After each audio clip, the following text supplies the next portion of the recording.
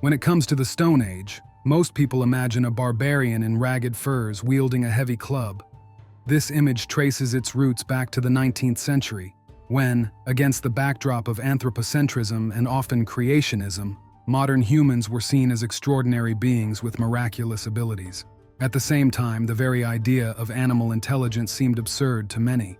When it came to our distant ancestors, they were often pictured more like very sick, deformed apes than human beings. Those who were ahead of their time, like Marcelin de Sautuola, who tried to prove that our ancestors had already developed complex paintings tens of thousands of years ago, faced an unfortunate fate. Today, it's generally accepted that at least 40,000 years ago, humans weren't running around in shapeless furs but were making full-body suits. Their arsenal included spears and darts with incredibly sharp tips made from stone and obsidian, similar to glass. Finds from Ethiopia and Germany suggest that stone-tipped spears are at least 300,000 years old. However, almost every article about blunt force weapons begins with the statement that the club was the earliest and most popular weapon, which is often treated as an unquestionable truth. If we try to find real evidence for this claim, the best we can find is a note suggesting that something resembling a club, miraculously preserved and dating back to around 200,000 years ago, was found in Zambia, along with a few bone fragments showing signs of blunt force trauma. However, it's often difficult to understand what exactly caused these injuries. Overall, archaeology or rock art doesn't provide evidence of the widespread use of this weapon during the Stone Age. At least, I couldn't find any. One might argue, hold your horses. Wood doesn't survive over such long periods. A heavy stick is the simplest and most accessible weapon, so it's logical that our distant ancestors actively used it. But here's the catch. In recent decades, views on the intellectual abilities of animals, especially primates, have changed significantly.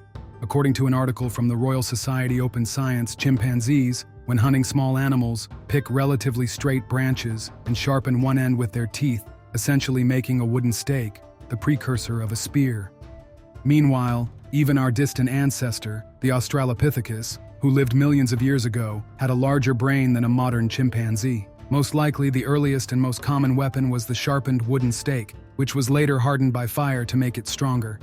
It was later replaced by the fully developed spear with a stone tip. Of course, this doesn't mean that there were no clubs in the Stone Age. However, I remain somewhat skeptical about their supposed popularity, especially considering that hunting was the main activity of early humans. They weren't pacifists, but the first cave art depicting military conflicts appears only after the rise of agricultural societies. In essence, a club is a stick of wood without a clearly defined striking part. The handle gradually transitions into the striking area, and the center of mass is located between the middle and the end. A modern example would be a baseball bat. If the club is heavy and the fighter uses both hands, it can definitely be a formidable weapon. But it's only powerful when it's swung. That a club could strike with enough force to crush skulls, break ribs, or dent a helmet is of course undeniable, especially if the wood is reinforced with metal strips, as was done in the Middle Ages. But a battle isn't just one strike, it's crowds of people, each trying to stab their opponent as quickly as possible.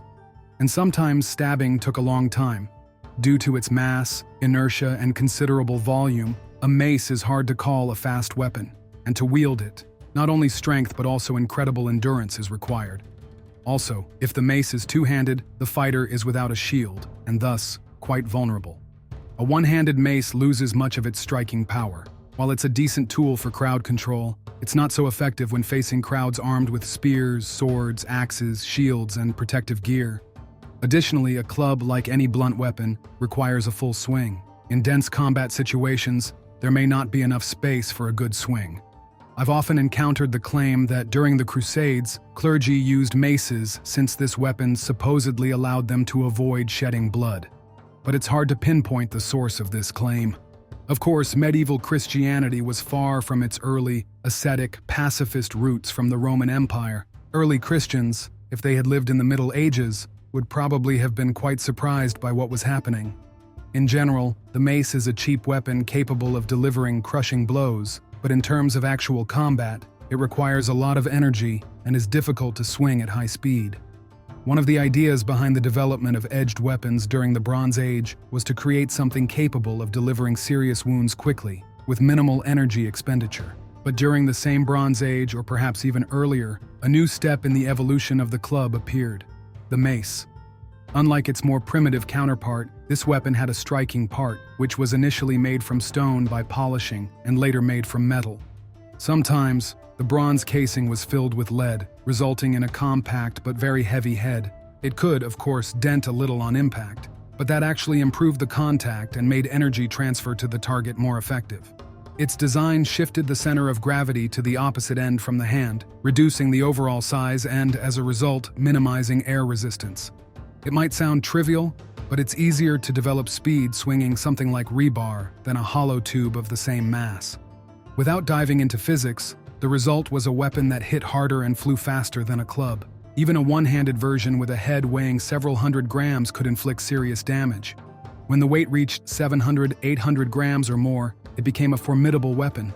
It's important to note that blunt force weapons often weighed the same as bladed ones.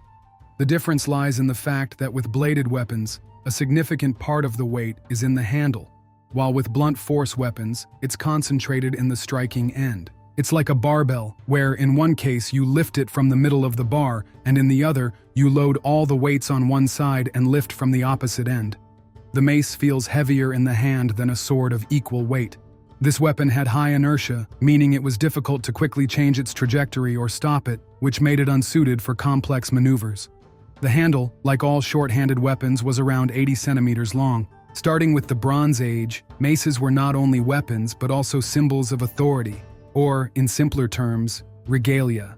However, with the development of black metallurgy and military thinking, by the time of antiquity, they lost popularity, giving way to spears and various types of bladed weapons.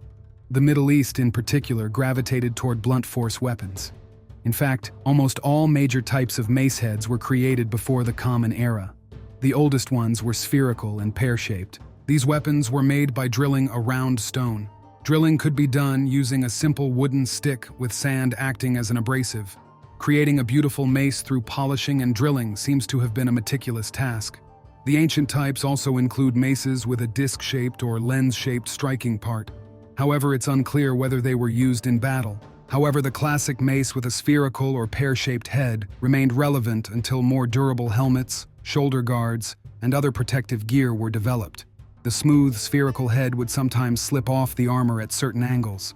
To solve this, polygonal heads were created, those with various protrusions, bumps, and spikes.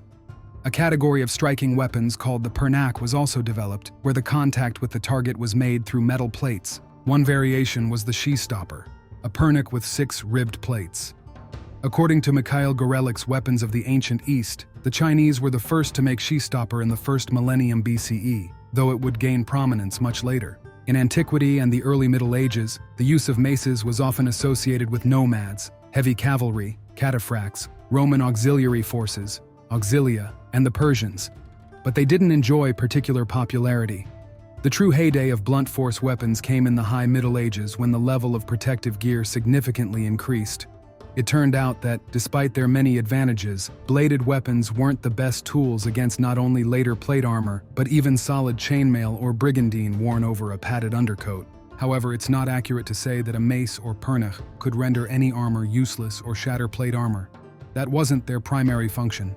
From the 14th to the 16th centuries, cavalry mainly used maces. Infantry at the time leaned more toward long-handled weapons.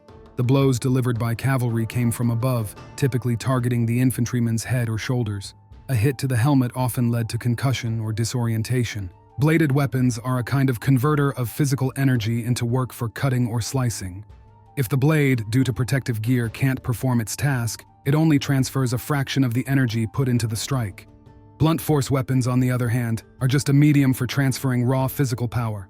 If you swing hard and hit, the opponent, regardless of their armor, will absorb a considerable amount of energy.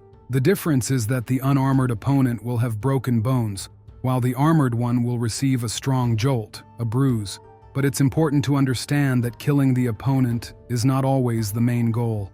Often it's enough to wound them or take them out of the fight, especially if they're of a high rank. Such an injured person could even be ransomed later. So the mace and she-stopper should not be seen as some all-powerful weapons that crush armor like an empty can.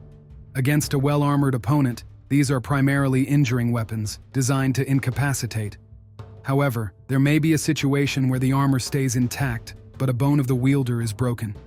And that bone could very well be from the skull or the spine.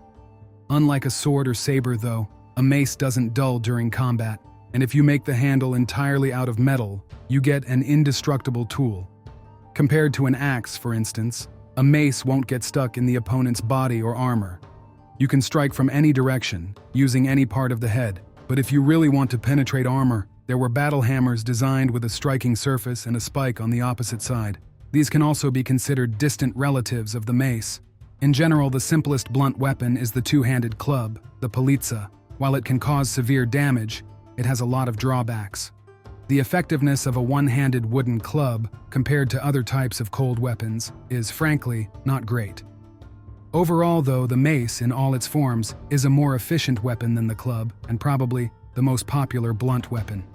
Even though the concept of blunt force weapons is quite primitive, in an era when everyone tried to put as much metal on themselves as possible, these tools were highly relevant.